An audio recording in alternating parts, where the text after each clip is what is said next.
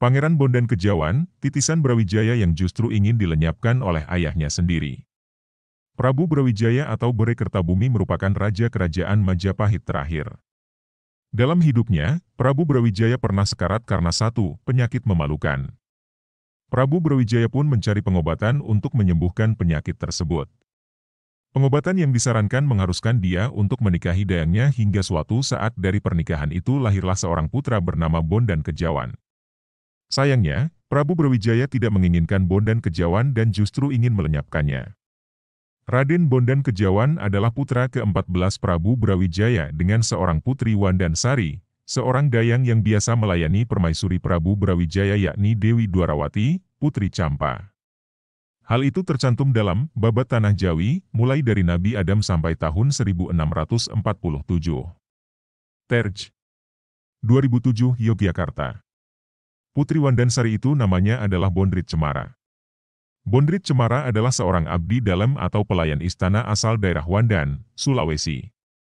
Ia diambil istri selir Bere Kertabumi karena wangsit yang diterima saat sakit sipilis atau Raja Singa.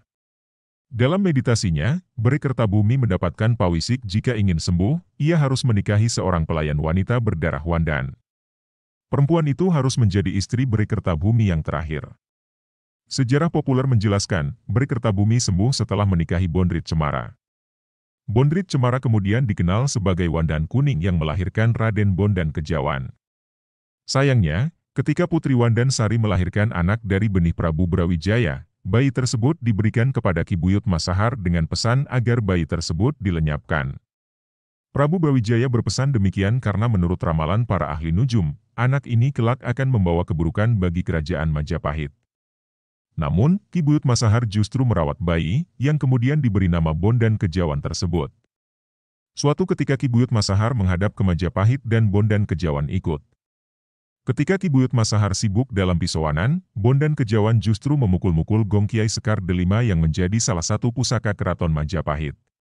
Bondan Kejawan ditangkap dan dihadapkan pada Prabu Brawijaya. Mengetahui hal itu, Prabu Brawijaya memutuskan akan menghukum mati Bondan Kejawan. Setelah Ki Buyut Masahar menjelaskan bahwa Bondan Kejawan adalah anak kandung Prabu Brawijaya, hukuman mati pun dibatalkan.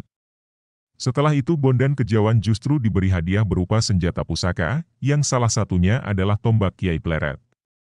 Bondan Kejawan kemudian disuruh berguru kepada Ki Ageng Tarup. Putri Ki Ageng Tarup dengan Dewi Nawangwulan yang bernama Dewi Nawangsih kemudian dinikahkan dengan Bondan Kejawan.